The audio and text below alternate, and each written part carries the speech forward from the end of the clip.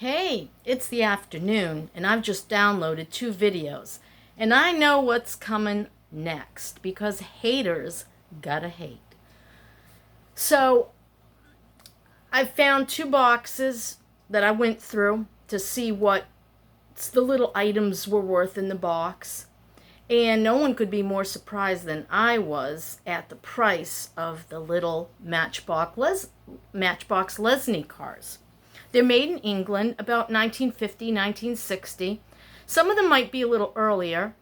And, of course, like I say, condition is everything. Condition is everything with every single thing you buy. It doesn't matter how great it is or what it's sold for. If you have something missing, if there's chipped paint, if the wheels are frozen, even with paper, I had a lot of paper in very deplorable condition. I sold what I could. I put the crap out to the yard sale. Nobody wanted it. It went into boxes. I put it on Marketplace. I said, it's free. It's a lot of nice old paper. Be great for scrapbooking, wallpapering, wrapping, you name it. It had beautiful Victorian artwork that was in beautiful condition inside the magazines, but collectors want it perfect. The outside covers have to be perfect. The edges, they have to be perfect. And otherwise, you're not going to sell. So, I know what's coming next. It's going to be, you're on assistance and you've got $500 in Matchbox cars. Yes, you have to know the rules. Do you remember that video? You have to know the rules. Here's the thing. Business stock doesn't count. Why? Well, let's say, for instance, we had a guy selling bread. He's got bread supplies. And he breaks his back while getting out of the truck. Now we can't support his family. He's got the truck. He's got the bread. But now we can't sell the bread. And nobody's going to buy the bread from him to resell because it probably has about a week left, right? It's the same with any business. Let's say the guy has office supplies. He can't take those office supplies and go to Office Depot and say, hey, I've got 50% in this. Can you give me my 50% and take the stuff off my hands? Well, no, we can't do that because we already have stock. We have stuff in the back. These aren't our products. Whatever the excuse is, they're not going to offer him anything. If it goes to auction, he's probably going to get 10% of what he paid. So business supplies just aren't a financial, what does Bernanke call it? You can't trade with it. I can't take a big thing of printer paper unopened and take it to Walmart and say, I'll give you this printer paper if you give me a bag of apples. You're going to be like, what? So you see, let's say I took those cars over to an antique dealer. He's going to say, I'll give you $50.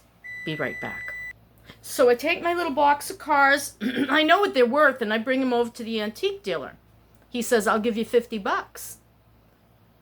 I say, now wait a minute. Even on a really bad day, I could get $300 from a dealer at a show. And he says, $50 is all I can give you. I've got to do this to them and that. They're going to sit on the shelf and blah, blah, blah. Business stock isn't something that you can take to the bank and put in a savings account. It isn't something you can take and trade for your electric bill. It isn't something you can take and get food in exchange for. It just doesn't work that way. And you'll never get value for it if you're trying to, get whatever you can. You're just going to get whatever someone will give you on any given day. And that's how a lot of people get rich. They know and you don't. Knowledge is power. So before I get all the haters, and they'll probably not watch this one, they're going to go right to them and they're going to start in. And that's okay, because I'm doing everything according to the rules, because I know better. And I couldn't sell for 6 years.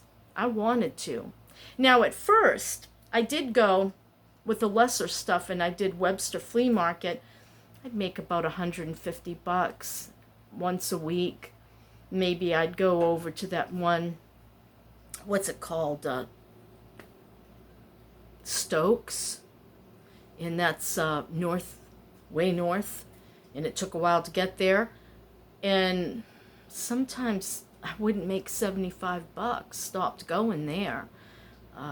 Renninger's I couldn't do because I could afford somebody for 4 hours to take care of him, give him his breakfast, come back and give him his lunch shake. I'll be there for dinner because I could be home by 2. I'd have to leave at about 4 a.m. That was Webster. And, just because you have X amount in value doesn't mean you're getting it that day. Sometimes you have to hold out and sometimes you have to wait. I have high hopes for Brimfield. I'm hoping I'm going to have a lot of dealers. I'm hoping they're going to be buying. I'm hoping collectors will be there. But I don't know. This is a really bad economy. And with the price of gas, will there be customers? I don't know. That's my story, and I'm sticking to it. So I've beaten the haters, though God knows what's in some of my comments at this point.